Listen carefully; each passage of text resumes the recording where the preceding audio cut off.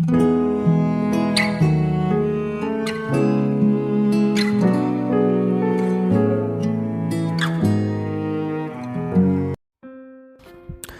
saudara yang kasih Tuhan Yesus, selamat pagi dan salam sejahtera bagi saudara semuanya. Saya menyapa bagi saudara yang ada di Indonesia, dari Sabang sampai Merauke, baik yang di kota maupun yang di desa, dan saudara yang ada di Malaysia, di Sabah, di Sarawak, di Kuala Lumpur. Senang sekali kembali menjumpai saudara pada saat pagi hari ini. Kiranya damai sejahtera dan sukacita daripada Roh Kudus melimpah dalam hati dan kehidupan saudara semua. Dan kiranya saudara semua dalam keadaan sehat selalu, puji Tuhan. Selamat datang kembali di Pokok Anggur bersama saya Yosia Krisbianto. Mari saudaraku, sebelum kita bersama-sama merenungkan firman Tuhan, mari kita bersatu di dalam doa. Bapa di surga, Bapa yang baik, Bapa yang penuh dengan kasih dan karunia, Bapa yang kami puji, permuliakan di dalam nama Tuhan Yesus. Kami sungguh mengucap syukur, berterima kasih oleh karena pertolongan dan perlindungan penyertaan Tuhan yang sempurna di sepanjang malam hari ini dalam istirahat kami, sehingga kami boleh melewati malam ini dengan penjagaan dan perlindungan Tuhan. Kami boleh bangun dengan pertolongan Tuhan di pagi ini. Itu semua karena berkat pertolongan kemurahan Tuhan saja. Dan pada pagi ini kami kembali rindu untuk merenungkan firman Tuhan. Mari ya Tuhan, berbicaralah kepada setiap kami, urapi kami, jamah setiap hati kami, sehingga kami dapat mengerti, dapat memahami maksud firman-Mu. Terima kasih Tuhan, kami siap merenungkan firman-Mu. Hanya di dalam nama Tuhan Yesus kami berdoa. Amin. Puji nama Tuhan, saudara yang kasih Tuhan Yesus. Baik, pembacaan firman Tuhan pada saat pagi hari ini terambil dari 2 Tawarik 20 ayat yang ke-17. Demikian bunyi firman Tuhan. Dalam peperangan ini tidak usah kamu bertempur, hai Yehuda dan Yerusalem. Tinggallah berdiri di tempatmu dan lihatlah bagaimana Tuhan memberikan kemenangan kepadamu. Janganlah kamu takut dan terkejut. Majulah besok menghadapi mereka. Tuhan akan menyertai kamu, puji Tuhan. Saudara yang kasih Tuhan Yesus, pada renungan pada pagi ini kita ingin membahas tentang berdiri dengan teguh. Menemukan bahwa kemampuan sesuatu untuk berdiri kokoh sangatlah ditentukan oleh pondasi yang dapat menopang sesuatu tersebut. Jika pondasi yang menopang lemah, maka sangatlah mudah bagi sesuatu tersebut untuk terjatuh. Tetapi jika pondasi yang menopang itu kuat, maka sangatlah sulit bagi sesuatu untuk dapat terjatuh. Begitu pula dengan kita di dalam berdiri di dalam hidup ini, saudara. Jika kita ingin mampu berdiri dengan kokoh, dengan teguh, kita harus memiliki pondasi yang kuat.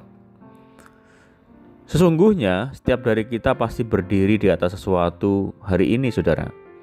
Mungkin sesuatu tersebut adalah harta kekayaan, atau hubungan dengan seseorang spesial, atau kemampuan dan kepintaran diri sendiri.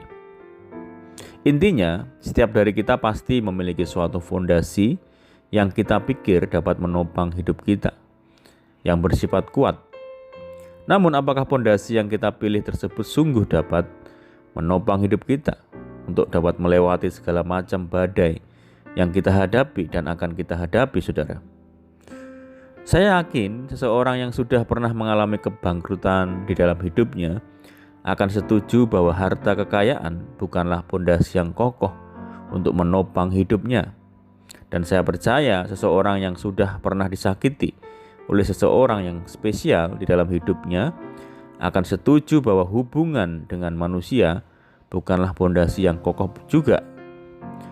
Dan saya yakin juga seseorang yang telah mengalami kegagalan besar setelah berusaha sekeras mungkin di dalam hidupnya akan setuju bahwa kemampuannya dan kepintarannya dan kecakapannya juga bukanlah pondasi yang kokoh. Saudaraku, jadi jika begitu, fondasi apakah yang kokoh yang dapat membuat kita tetap berdiri melewati segala macam badai?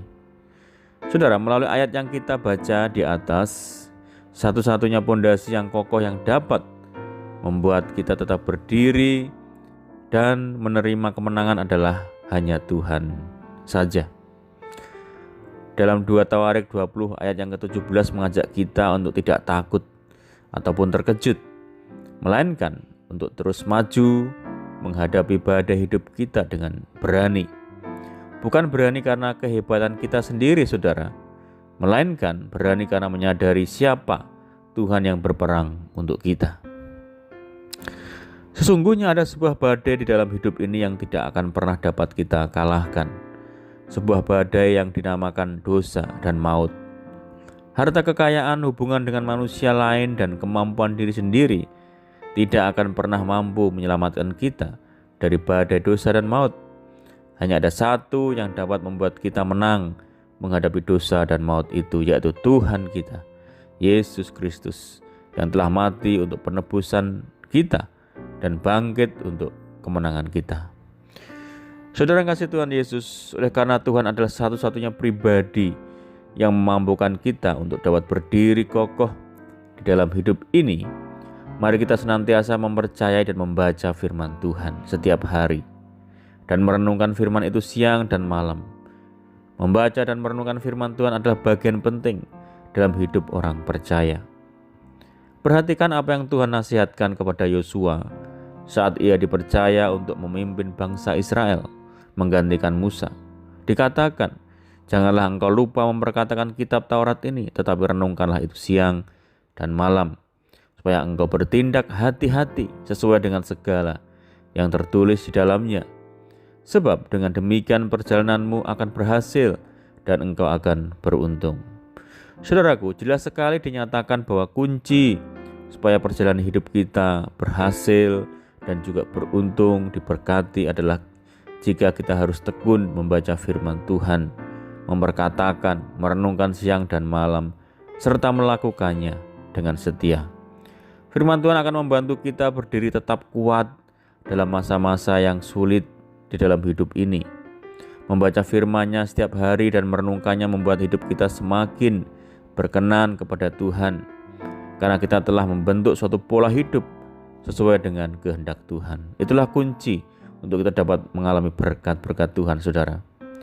Tidak seorang pun sanggup membangun rumah yang tahan terhadap terjangan angin, badai, dan banjir tanpa terlebih dahulu membangun pondasi yang kuat bagi rumah itu. Begitu pula dalam pembangunan rumah rohani kita juga harus dibangun di atas dasar firman Tuhan sebagai pondasinya. Saudaraku, doa adalah kunci berikutnya. Doa adalah kekuatan rohani yang sanggup mematahkan setiap siasat iblis. Karena itu, berdoalah setiap waktu di dalam roh dan berjaga-jagalah dalam doamu dengan permohonan yang tak putus-putusnya. Saudara kasih Tuhan Yesus, firman Tuhan dan doa adalah kunci penting mencapai keberhasilan hidup dan tetap kuat berdiri kokoh di dalam hidup ini. Amin, puji Tuhan. Mari kita berdoa. Bapa di surga, Bapa di dalam nama Tuhan Yesus, terima kasih, bersyukur buat firman Tuhan saat pagi yang indah ini. Firman-Mu yang mengingatkan dan mengajarkan kami untuk senantiasa tidak mengandalkan, tidak menjadikan hidup kami sendiri ini sebagai dasar dalam hidup ini, kekayaan dan juga ketenaran dan juga hubungan kami dengan orang lain, melainkan kami boleh dapat berdiri kokoh oleh karena Tuhan saja. Ajar kami senantiasa untuk melakukan firman Tuhan, merenungkannya setiap hari, hidup dalam doa setiap hari ya Tuhan, karena itu adalah satu-satunya cara untuk kami dapat mengalami keberhasilan dan juga dapat berdiri kokoh dalam menghadapi segala macam badai hidup di hadapan kami. Mampukan kami untuk dapat mengerti, memahami firman-Mu saat pagi hari ini. Ajar kami melakukan firman Tuhan dengan setia dan meteraikan firman-Mu dalam setiap hati kami. Terima kasih Tuhan, saat pagi ini kami menyerahkan segenap hidup kami. Tuntun kami ya Tuhan, bimbing kami Roh Kudus, sehingga kami mampu berjalan dalam jalan-jalan Tuhan. Sertai kami dimanapun kami berada saat ini. Berkati rumah tangga, keluarga kami, pekerjaan kami, usaha kami, pendidikan kami. Pimpin kami ya Tuhan, sehingga kami dapat terhindar dari segala malapetaka. Biarlah kehendak Tuhan jadi atas hidup kami hari ini. Berikan kami hati yang damai dan penuh dengan sukacita surga. Kami menyerahkan hidup kami hari ini dalam tangan Tuhan Yesus, Tuhan yang turut bekerja bagi setiap kami. Kami berdoa bagi setiap saudara kami yang terbaring sakit, Tuhan pulihkan, sembuhkan, jamah di dalam nama Tuhan Yesus. yang menderita Tuhan berikan kekuatan, yang berputus asa Tuhan berikan jalan keluar. Berdoa bagi kesejahteraan desa kami, kota kami, daerah kami, dan negara kami Indonesia. Terima kasih Tuhan, ini doa kami hanya di dalam nama Tuhan Yesus kami berdoa. Amin. Puji Tuhan, saudara, kita sudah mendengarkan firman Tuhan. Saya percaya saudara semua diberkati. Tetaplah bersuka cita dalam Tuhan. Sampai jumpa di renungan berikutnya. Saya ucapkan selamat pagi, selamat beraktivitas. Tuhan Yesus memberkati. Haleluya.